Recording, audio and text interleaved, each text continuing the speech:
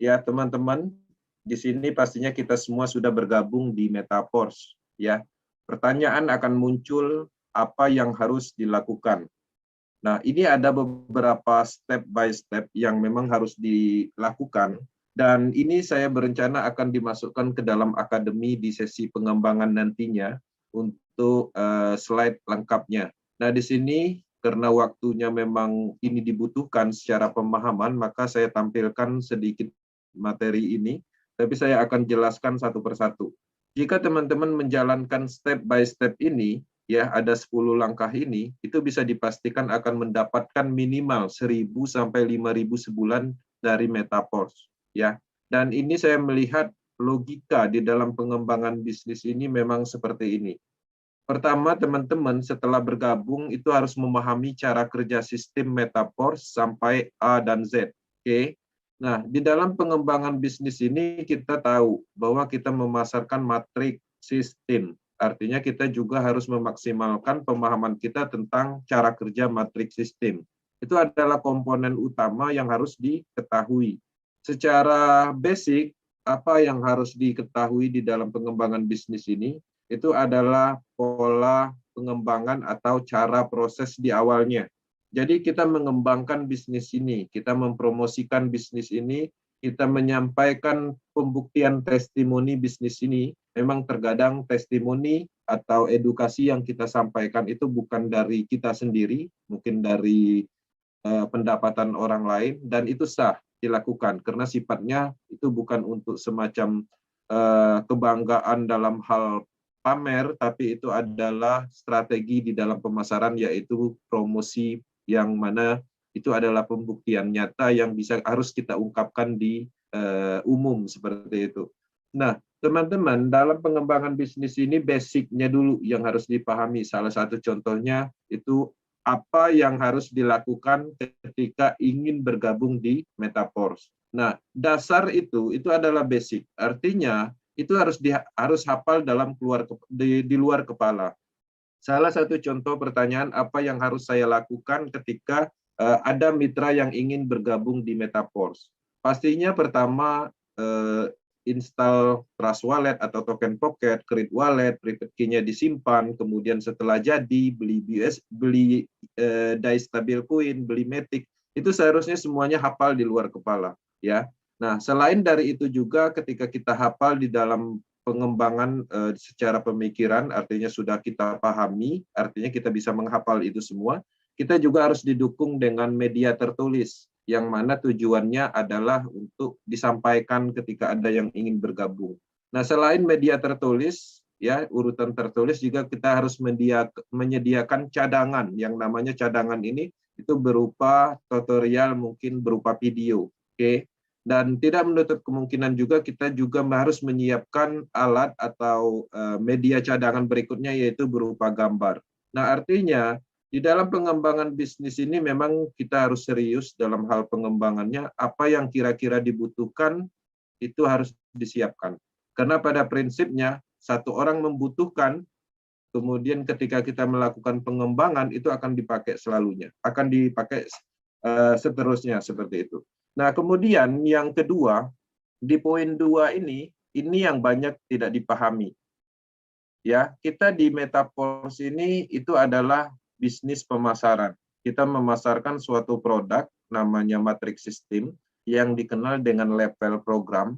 Setiap orang membeli level program itu kan mempunyai level kosong yang harus dipasarkan kembali. Nah, artinya teman-teman harus tahu tentang rencana pemasaran.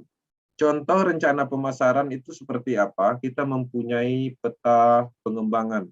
Misalnya, saya akan melakukan promosi di Facebook sebanyak 3 kali sehari.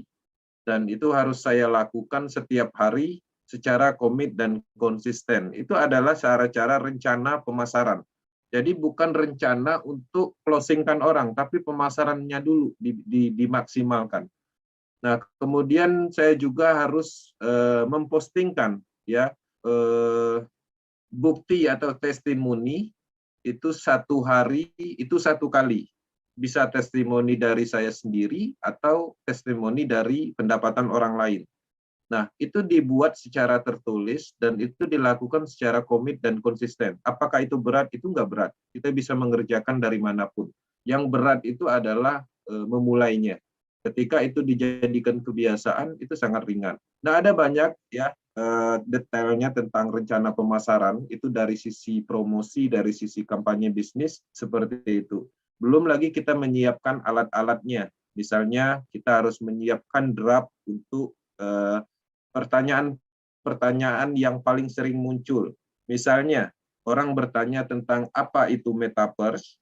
Ketika orang bertanya apa itu metaverse, artinya kita minimal mengerti dan kita tahu posisi jawabannya di mana. Artinya kita mempunyai folder khusus yang mana kita tinggal cari sebentar, tinggal kita kirim.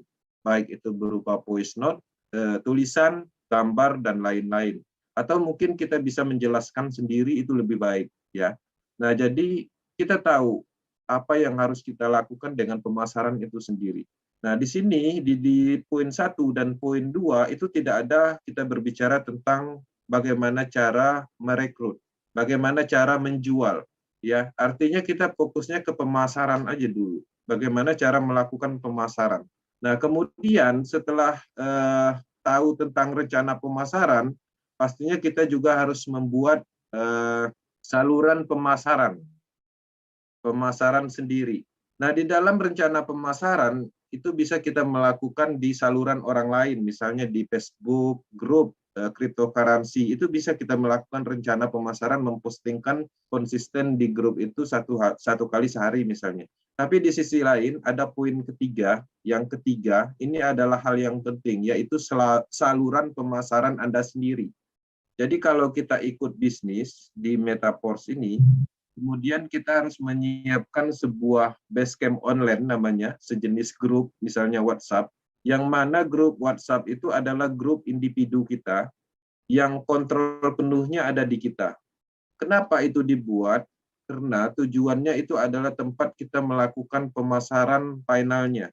Jadi contohnya kita melakukan pemasaran-pemasaran di tempat-tempat umum, kemudian ada yang ngerespon, pastinya kita harus mengalokasikan atau membuat tempat untuk orang-orang yang merespon tersebut, yaitu tadi yang namanya grup, ya. Nanti desain grupnya seperti apa, itu grupnya dibuat khusus, kita sendiri adminnya, bisa dibantu oleh timnya atau mitranya yang lain, minimal 3 orang, seperti itu.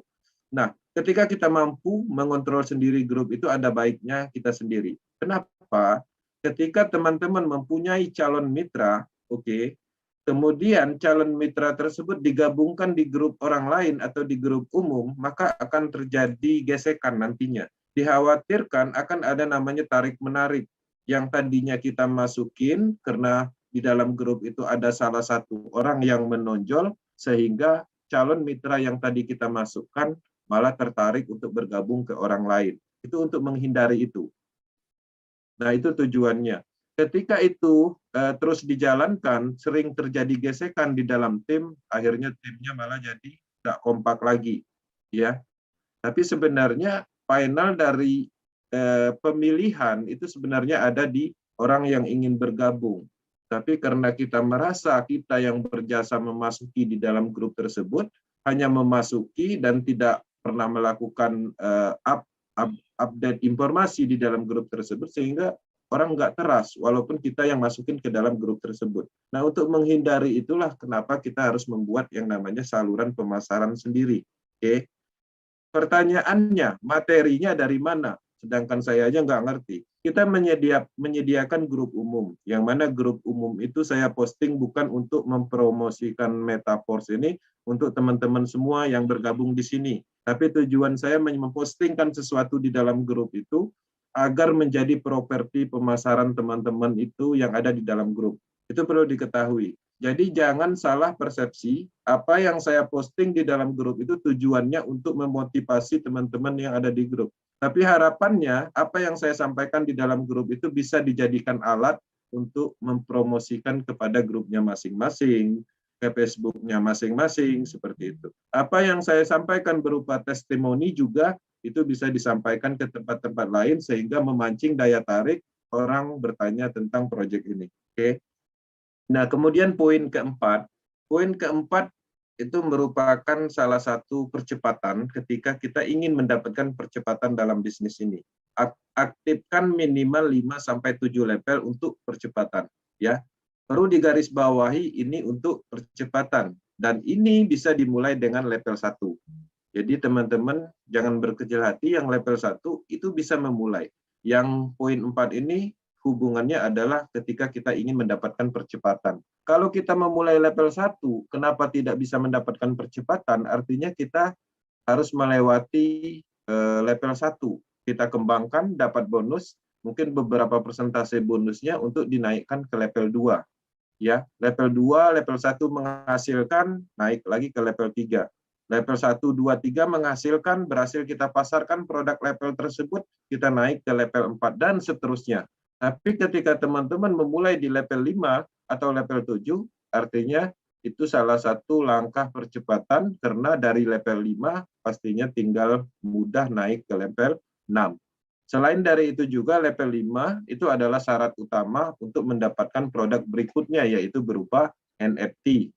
Membeli level besar apakah di sini hanya mengandalkan limpahan? Bukan itu tujuannya. Kita membeli level besar itu tujuannya dialihkan, yaitu tujuannya adalah untuk mendapatkan produk dari Metaverse ekosistem, bukan untuk limpahan. Jadi teman-teman, kita harus merubah mindset-nya. Ya, ketika teman-teman membeli level yang lebih tinggi, apa yang didapat? Teman-teman pastinya akan mendapatkan SPC yang lebih banyak. Kemudian potensi NFT ke depannya. Distribusi Metaverse Coin utama akan diberikan kepada level-level yang lebih tinggi, pastinya lebih banyak. Banyak sekali produk-produk yang akan menguntungkan ke depannya. Bukan kita berbicara tentang limpahan lagi, tapi kita sudah mempunyai produk di sini. Selain limpahan itu sendiri adalah hadiah, kita sudah mempunyai produk nyata. Itu yang harus dipahami dan ditekankan atau dipahamkan dari awal. Ini bukan proses BUSD, yang mana proses BUSD itu produk utamanya adalah matrik. Pemasaran matrik itu sendiri, tapi di sini ada namanya produk nyatanya. Memang untuk saat ini belum menghasilkan uang, tapi ke depannya itulah sumber uang besarnya, bukan dari matriknya. Oke. Nah, kemudian poin 5, mulai update bisnis Anda dengan teman media sosial, misalnya teman sekolah, saudara, dan lain-lain. Jadi update dalam bahasa di sini kita memberitahu, menyampaikan informasi. Ya, bukan mengajak. Misalnya kita mempunyai teman namanya si Budi, ya kita panggil, Bud, ini ada bisnis bagus, ayo bergabung di sini. Bukan seperti itu, tapi kita bercerita tentang teknologinya, potensinya, testimoninya, pembuktiannya, sehingga orang melihat dengan sadar, ya dengan penjelasan kita itu dia tertarik seperti itu. Tujuannya itu. Jadi bukan kita mengajak, tapi kita menyampaikan informasi agar ini bisa menjadi manfaat. Tujuannya itu agar ini menjadi sebuah peluang untuk teman sekolah kita, untuk saudara kita, kemudian teman-teman Facebook kita seperti itu. Kemudian poin ke-6, jangan memberi tautan dengan sangat cepat. Artinya link referral kita itu bukan untuk senjata utamanya, tapi poinnya adalah memberitahu mereka sebuah peluang penghasilan. Kemudian Anda dapat mengirim PDF berupa video atau pembuktian testimoni berupa screenshot seperti itu. Nah, itu dulu yang didahulukan. Jadi poin-poin itu dulu yang didahulukan, bukan tautan referral. Tautan referral itu akan diberikan ketika orang membutuhkan. Oke, poin 7 masuknya, ya, masuk di poin 7. Jika orang akan tertarik, Anda dapat membagikan link referral jika belum tertarik bergabung di saluran pemasaran Anda. Jadi memang kita menjalankan promosi, memasarkan bisnis ini dengan banyak media, mulai dari Facebook, Telegram, Twitter, dan macam-macam, yang mana tujuannya agar orang tertarik dan menghubungi dan bertanya. Orang bertanya biasanya akan menanyakan apa itu Metaverse, sistemnya seperti apa. Ketika kita berhasil melewati pertanyaan-pertanyaan itu, pada akhirnya nanti dia menanyakan bagaimana cara bergabung. Oke. Nah, memang 1, 2 orang, 3 orang, bahkan sampai 15 orang bertanya, mungkin itu belum closing. Karena kenapa? Karena masa-masa itu adalah masa-masa kita berproses. Ya, A, B, C menanyakan apa itu Metaverse, mungkin dari sisi jawaban kita itu pastinya berbeda-beda. Ya, kita menjelaskan kurang familiar, kadang gugup, kadang bahkan kita harus nanya dulu. Tapi ketika itu terus dilakukan, itu akan menjadi kebiasaan, bahkan kita bisa menjelaskan sesuatu secara detail dengan sangat cepat. Oke. Nah, proses-proses yang seperti itu di sini sangat banyak waktu kita lalui, artinya kita cukup yakin bahwa bisnis ini mempunyai daya tahan yang cukup untuk kita berproses. Jadi nggak usah khawatir, nggak usah terburu-buru, ya, daripada kita semangat di awal, tapi setelah 1 bulan berhenti kan percuma. Ya, kita semangat di awal, mitranya banyak, tapi ngembanginnya rupanya menggunakan janji-janji profit. Bergabung 5 level, nanti 1 bulan dapat 500% misalnya. Ya wajar, 1 bulan pertama ternyata mitranya banyak, tapi setelah 1 bulan berikutnya menghilang, dicari orang. Nah, pola pengembangan seperti itu juga nggak bagus. Artinya mengambil jalan pintas, menipu orang. Sistemnya udah cukup baik, tapi kita mengembangkan bisnis ini dengan cara pemahaman yang salah. Memang di awal cukup kuat, di awal cukup banyak yang bergabung, tapi efek di belakangnya sama aja kita bermain bisnis BO-BO sebelumnya, kalau kayak gitu dibuat pengembangannya. Oke. Yang kedelapan, jangan memaksa atau menargetkan siapapun untuk bergabung di sini. Anda hanya menyampaikan informasi. Teman-teman, sekali lagi saya sampaikan bahwa di sini kita tidak bisa mengandalkan seseorang.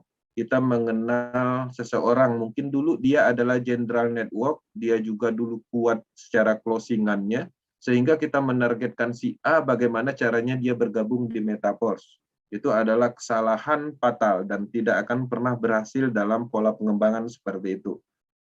Saya kebetulan di dalam dunia seperti ini cukup lama, dari tahun 2011, ya, di zamannya pertama kali BO di Indonesia dimunculkan, ya, yaitu Speedland. Itulah BO pertama kali yang menggunakan ROI di Indonesia.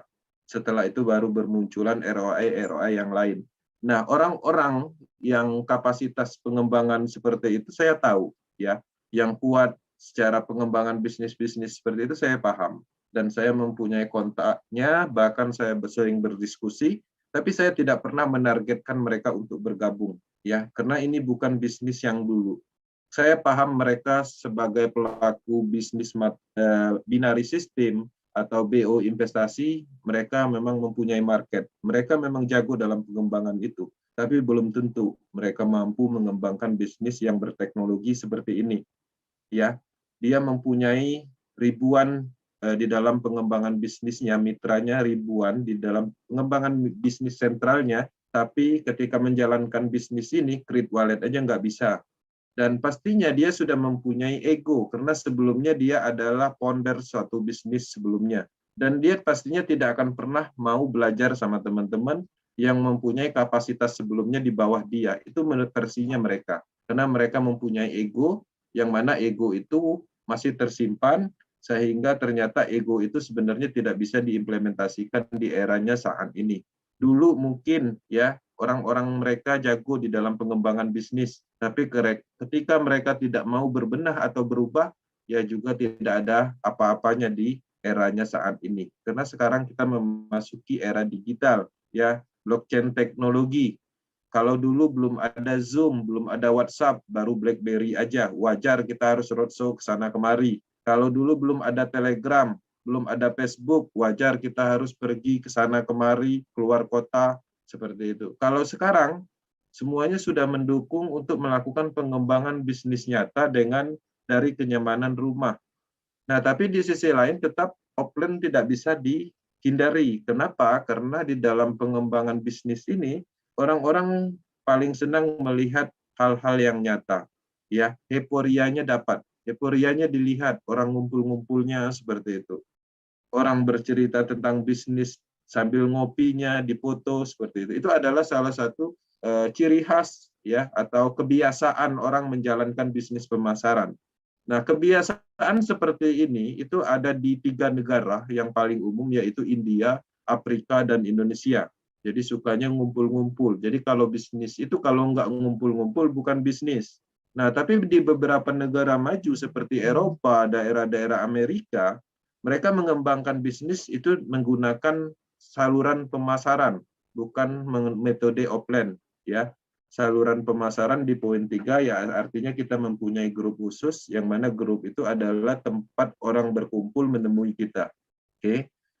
Nah, kemudian lakukan pekerjaan itu setiap hari ya, promosi, edukasi, testimoni, motivasi itu dilakukan terus-menerus tanpa memikirkan hasil. Dalam arti tanpa memikirkan menargetkan sesuatu untuk mengclosingkan seseorang. Tugas kita hanya itu, mempromosi, edukasi, testimoni, motivasi. Ya, orang tertarik, orang akan datang menghubungi. Ketika orang datang menghubungi, itu tingkat closingnya atau tingkat terjadinya proses pembelian label itu lebih cepat dibanding kita menyampaikan atau menargetkan seseorang. Bahkan kalau kita menargetkan si A agar bergabung ke Metaforce ini, di 1 minggu, 1 bulan kita pepet, belum tentu closing. Ya, artinya kita tidak bisa memaksa orang untuk bergabung di sini tanpa ada kesadaran dari orang itu sendiri. Jadi orang-orang yang sadar itu terfilter dengan ilmu pemasaran. Ketika kita melakukan promosi, menyampaikan tentang Metaforce, mengkampanyekan bisnis ini, menunjukkan kita join bisnis Force, sehingga itu mengundang orang-orang yang tertarik. Sehingga kita udah paham kalau dia menghubungi, menanyakan tentang Metaforce, artinya ketertarikannya dengan bisnis ini ada. Jadi tingkat closingnya lebih mudah. Kemudian dalam 7 hari pastinya penghasilan Anda akan dimulai. Jadi tidak langsung dapat uang di sini. Teman-teman bisa bayangkan ketika membeli label, ya membeli label sampai 5, kemudian teman-teman bisa menduplikasikan kepada 3 orang, itu modalnya udah balik modal bahkan dan udah untung, ya. Jadi seperti itu polanya. Bedakan kalau seandainya dulu kita mengembangkan bisnis pemasaran pada umumnya, untuk mendapatkan ya balik modal itu sendiri artinya kita harus memasarkan kepada 10 orang, ya. 10 orang, kenapa? Karena bonus sponsornya ya 10%. Kalau di sini bonus sponsornya 100% di titik-titik yang sudah ditentukan dan bisa kita kalkulasikan di orang ketiga itu sebenarnya kita udah balik modal dan untung seperti itu. Nah, lakukan pekerjaan ini memang harus setiap hari, harapannya seperti itu karena saya melihat orang-orang yang melakukan ini secara komit dan konsisten itu ada hasilnya. Bahkan kalau kita berbicara tentang hasil gaji, ya kita bekerja di suatu tempat, ya gaji UMK itu lebih berat kerjanya dibandingkan mengerjakan bisnis ini hanya posting sana sini, menyampaikan informasi gajinya 20-40 juta sebulan. Seperti itu. Oke, teman-teman, ini adalah harapan kita untuk menciptakan sebuah peluang dengan harapan semuanya bisa sukses di sini dengan pengembangan bisnis yang berkelanjutan.